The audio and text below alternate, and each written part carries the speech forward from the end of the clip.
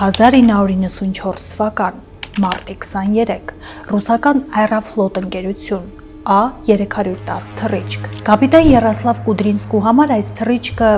տարբերվող էր, որովհետև առաջին անգամ նրա հետ ինքնաթիռում էին նաև նրա կինը և 2 երեխաները։ Ուղիղ կեսգիշերին, երբ ուղևորների մեծ մասը քնած էր, կապիտանը որոշում է զարմացնել երեխաներին։ Միացնում է ինքնաթիռի ավտոպիլոտը և առաջարկում է օդաչուի ղեկին նստել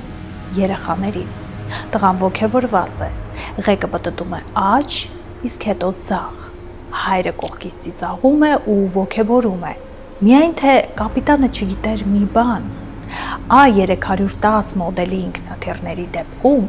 եթե 30 վայրկյան ղեկը թեքեցնի ուղղությամբ, ապա ավտոպիլոտը ինքն իրան անջատվում է։ 30 վայրկյան հետո ինքնաթիռը կտրուկ թեքվում է և օդում կախված է մնում 90 աստիճան թեքված վիճակում։ Ինքնաթիռի ներքևի հատվածը մխրճվում է ծառերի գագաթների մեջ,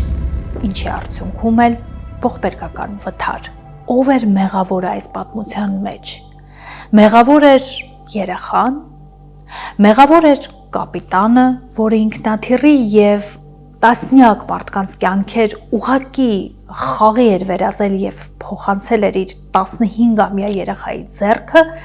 թե երկրորդ օդաչուն։ Իսկ հիմա ամենաանհավանական և ամենահուզիչ ու տպավորիչ պատմություններից մեկը։ Ամբողջական տարբերակը դիտեք YouTube-ի իմ ալիքում, լինկը բիոյում է։